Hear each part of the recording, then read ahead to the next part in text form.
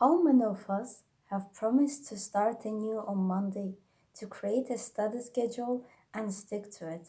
We promise ourselves we will start on Monday, but that often never happens.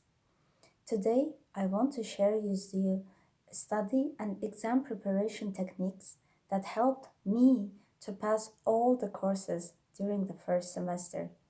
I believe that once you implement those strategies in your life, you will see that you are able to pass more courses with higher grades.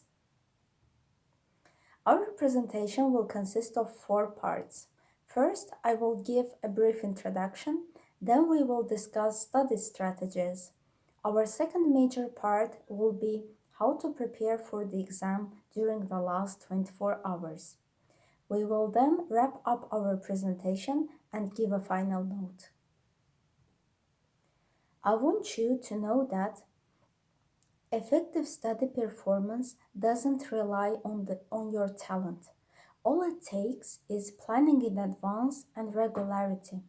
You should approach each subject, each situation from the right angle, identifying the methods that will work well with your personality.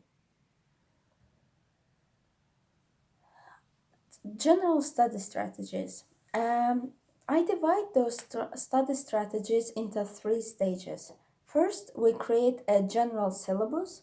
Then, we analyze our day and make an appointment. And afterwards, we study consistently. Creating a full syllabus. Making a full syllabus is important because it shows you how much load you will have overall and how much work you will be able to cover during the whole semester. For example, in our studies, I have created such syllabus for each and every subject that we are going to cover. And here I see the overview of all the chapters that will be covered during our first semester. Next, we analyze our day. We identify which hours were most productive. Where usually do we procrastinate? How many hours in total do we have for pure studying? I analyzed this for myself and I found that I have 8 hours for pure studying, except sleep, a walk, cooking, eating, etc. Then I identified that I am more productive between breakfast and lunch hours. During the meantime, I also eat a snack. So I divided my 8 hours in that time period into 2 or 3 chunks.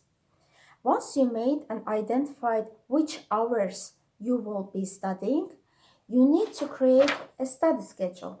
In your study schedule, you list all the days and the time frames where you will be studying, and you make an appointment with the subject. What do I mean by it? You spread out, using your syllabus, you spread out the subjects according to days and according to hours. Once we have such an agenda, it will be much easier to follow the program because now we know that we have an appointment, for example, with electronic circuits on Monday morning. So that's why beforehand we can plan and focus our memory and body to study during that time period. Once we have a clear overview and once we spread out the subjects, we should actually spread it out correctly and study consistently and regularly. I will again use my agenda and I will show how do I spread out my subjects consistently. For example, on Thursday morning, if I have electricity and magnetism, I make sure that I will study electricity and magnetism the other days as well. And that applies to other subjects as well. Why is it important?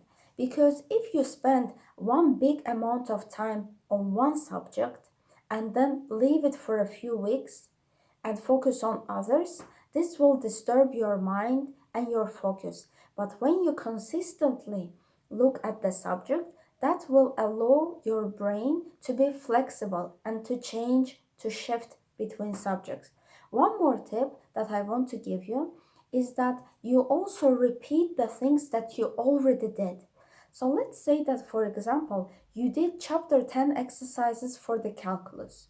You read the theory, you practiced the exercises, and let's say that it took you 3 hours to complete.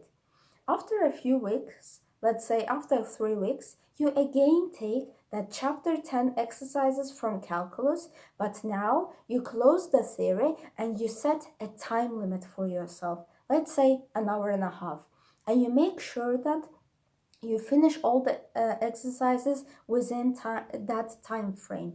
Why is it important? Because during the exams we have limited time, and we should be able to see patterns in the problems, and to, while looking at it, immediately see and pick up which methods we will use to succeed. So that concludes our study strategies part.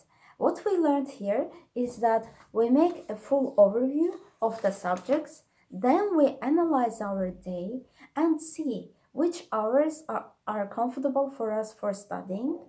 Then we create our agenda and spread out the syllabus beforehand so that we know the plan. We know that what I will study Friday next week, what I studied Monday last week, etc. While creating an agenda, we pay attention that we spread out the subjects consistently and that we repeat each subject. That concludes the study strategies part, and we will move on with what to do before exam during the last 24 hours.